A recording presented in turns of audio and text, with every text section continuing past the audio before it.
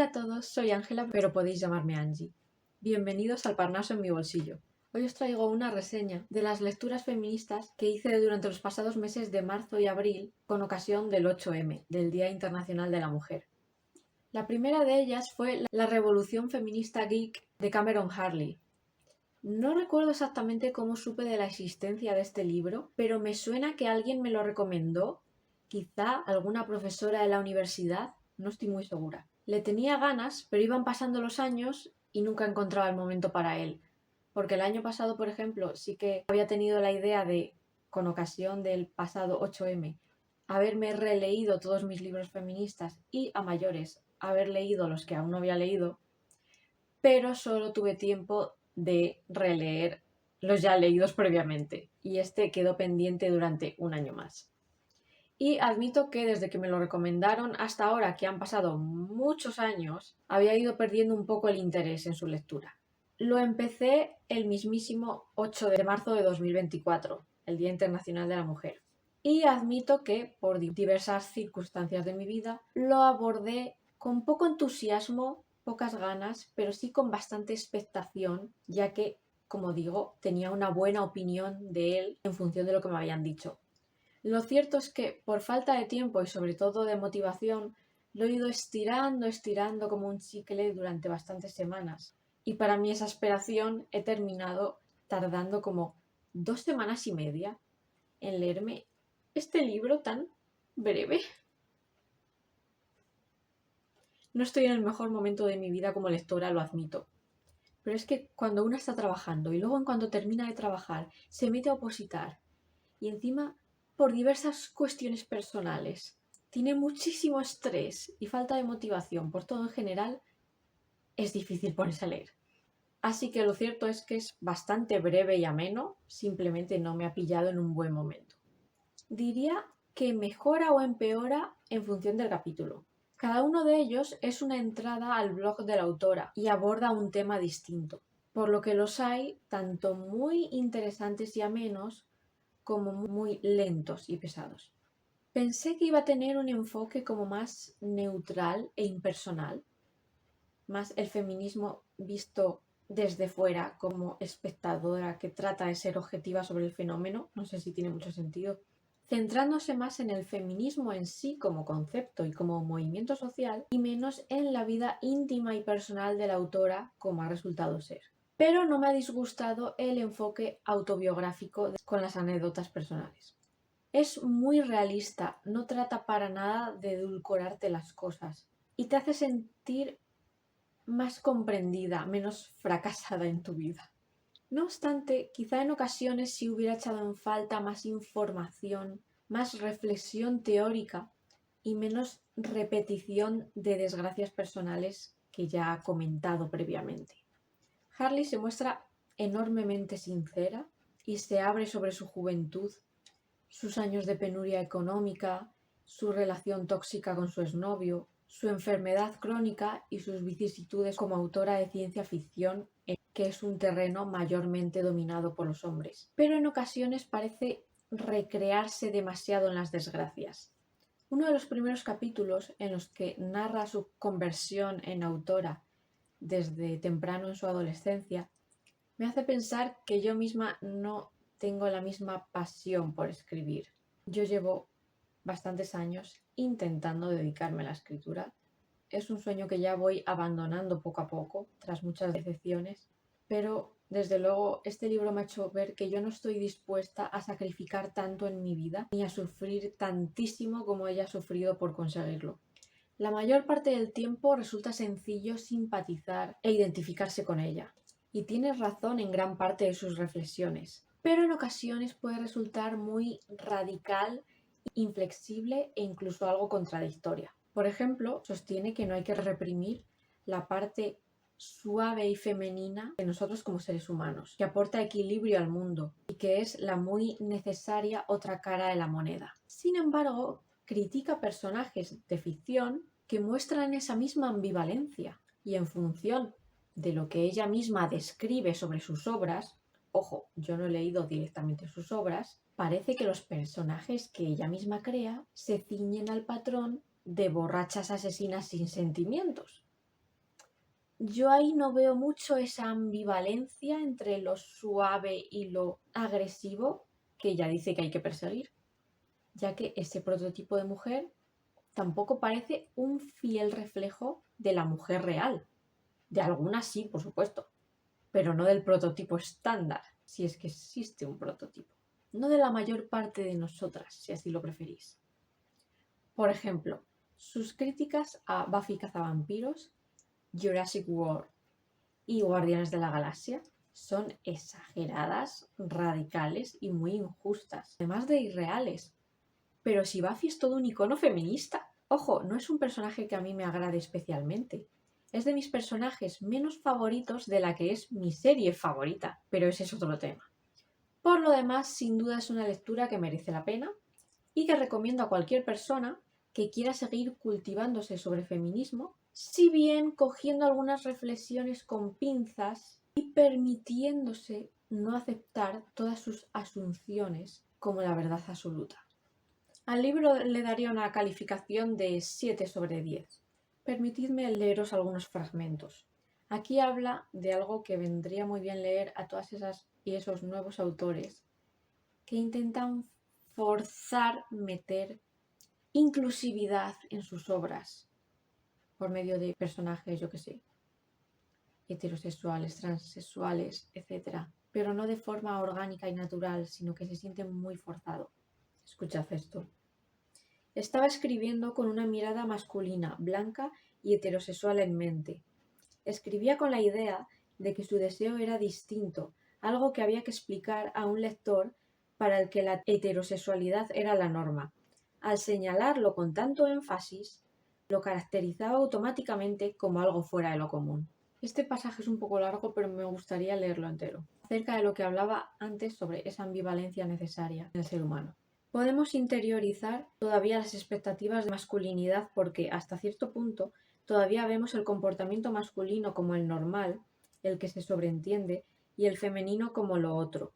Si crees que no es así, mira qué ocurre si envías a tu hijo a la escuela con un vestido. Podemos fingir que hay igualdad para las mujeres, pero mientras hombres y mujeres sigamos reprimiendo los aspectos más generales de la humanidad que tildamos de femeninos, todos estamos jodidos. Porque son estas cosas que celebramos como lo otro las que nos hacen verdaderamente humanos. Es lo que calificamos de blando o femenino lo que hace posible la civilización. Es la empatía, la capacidad de preocuparse, cuidar y conectar. Es la capacidad de agruparse, de construir, de rehacer. Pedir a los hombres que se deshagan de sus rasgos femeninos es decirles que se arranquen la mitad de su humanidad. Igual que pedir a las mujeres que supriman sus rasgos masculinos equivale a pedirles que renuncien a su plena autonomía. Muy bueno ese pasaje. Y para todos aquellos que tenéis miedo de hablar de feminismo, de justicia, de derechos que todas merecemos, os recomiendo este en concreto. Pasé mucho tiempo tratando de permanecer callada para no cabrear a nadie. Era patético, no sirvió para nada. Aún así vinieron a por mí. Incluso fue más fácil despreciarme, ignorarme, dar por supuesto que no era más que alguien sobre la que todos podían pasar por encima y escupir basura sexista y racista sin que nadie les llevara la contraria. Pero asentir y sonreír ya ha pasado a la historia. Facilita que la gente te encajone y te mande a paseo. Además, solo me siento viva de verdad cuando doy por saco a la gente. Permitidme que os lea un último pasaje porque es que de verdad que me encanta. Pero la realidad es que este sistema de relatos va mucho más allá de reescribir la historia para delimitar cómo creemos que las mujeres pelearon o vivieron. Estos relatos, que existe ese reducido subgrupo de personas normales, clase media alta, blancos, mujeres que son mujeres, hombres que son hombres, sirven para hacer que el resto no lo sea. Cualquiera que no encaje es, por necesidad, anormal. Anormal a menudo implica no humano. Y no humano, bueno, ya sabemos lo que hacemos con los no humanos, ¿o no? El modo más rápido de deshumanizar a una persona o a un subgrupo de personas es invisibilizarla, encerrarla. Decir, esto es material de circo y de errores, esto es material de pesadillas. Es más fácil rechazar, temer y destruir lo que no comprendemos. Es imposible comprender lo que no se nos permite ver, incluso si en la mayoría de los casos lo que no vemos es a nosotros mismos.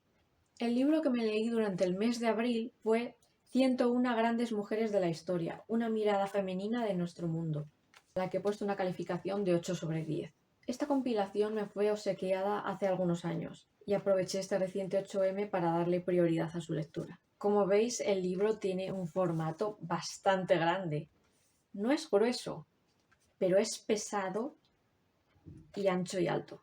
A pesar de su escaso grosor, me ha llevado bastante más tiempo del estipulado, porque aparte de no disponer de mucho tiempo ni de motivación para leer en estas últimas semanas, contiene más texto del que podrías imaginar teniendo en cuenta que es ilustrado. Por eso, aunque al ser una guía ilustrada, las imágenes, que son tanto fotografías como dibujos, la hacen más vistosa, la cantidad de información que ofrece no resulta insuficiente. Evidentemente no profundiza en la vida de cada una de las mujeres. Recordemos que son 101, sino que hace un repaso superficial por sus hitos más importantes. No se puede esperar más profundización en un libro que pretende abarcar a 101 personas distintas. Yo ya había leído diversas biografías sobre mujeres determinadas. Marie Curie, Simone de Beauvoir, Jane Austen, pero me ha gustado este cambio de enfoque. Aprecio que no se limite solamente a las más conocidas y populares, como algunas de las que ya he mencionado, que son las que están muy trilladas en este tipo de libros. Igual que Frida Kahlo, que de verdad, jamás entenderé que la consideren un icono feminista con lo sumisa que fue con su marido, pero bueno, eso es otro tema.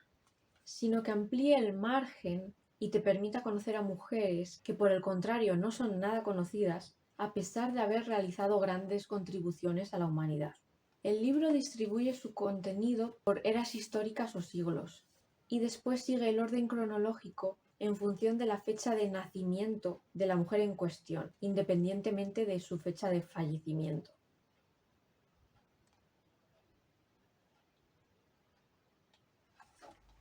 Por ejemplo, aquí, mujeres célebres en la antigüedad, mujeres célebres de los siglos XII a XVI, y así sucesivamente.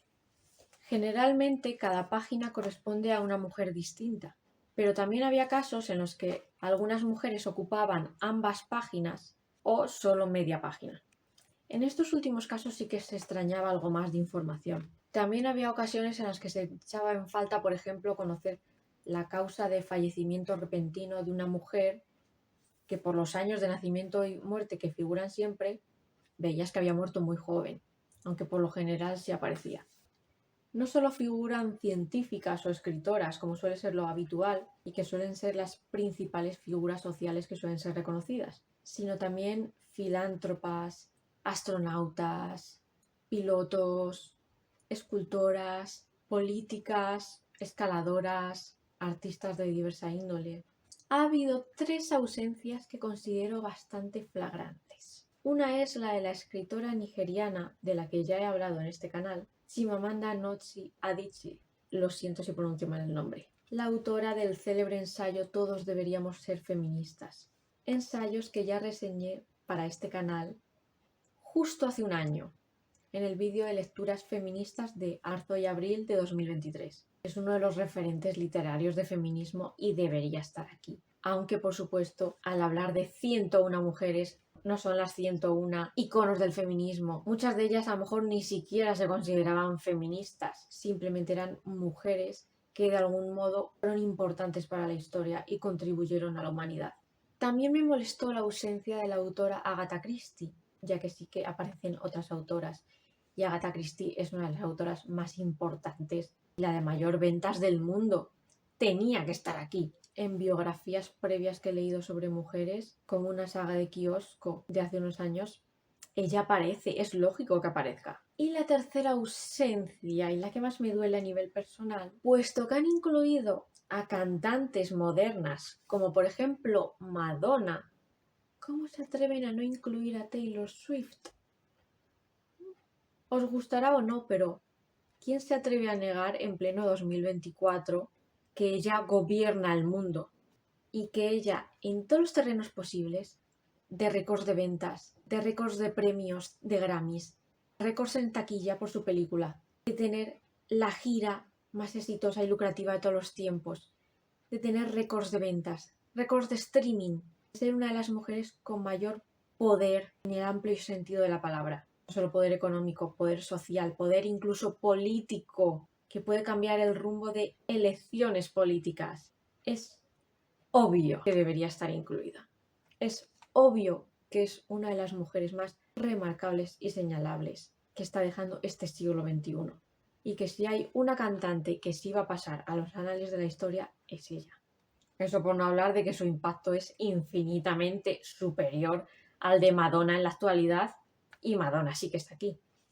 Pero si acaso lo podría llegar a justificar porque este libro se publicó en el 2018. Y aunque en aquella época ella ya había reventado todos los récords inimaginables y ya era una de las cantantes más importantes del mundo, aún no se conocía mediáticamente el fenómeno, el huracán Swift, como si empieza a reconocerse por fin en la actualidad. Espero de verdad que en unos años reediten el libro y subsanen esas 3 importantes ausencias. Por lo demás, es una lectura muy recomendable y relativamente amena, no es densa. Sí es verdad que tiene más información y más texto del que puedas esperar, pero se digiere bien.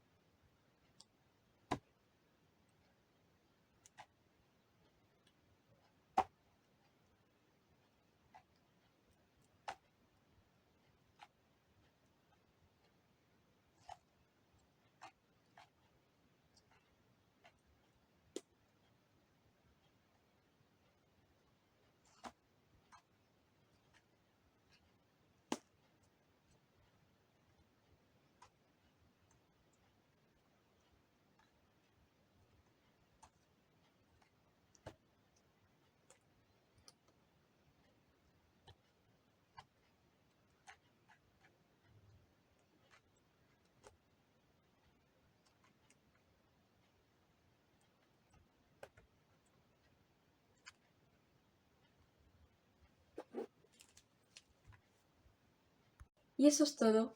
No olvidéis suscribiros, dar like y ver mis otros vídeos. Nos vemos en el próximo libro.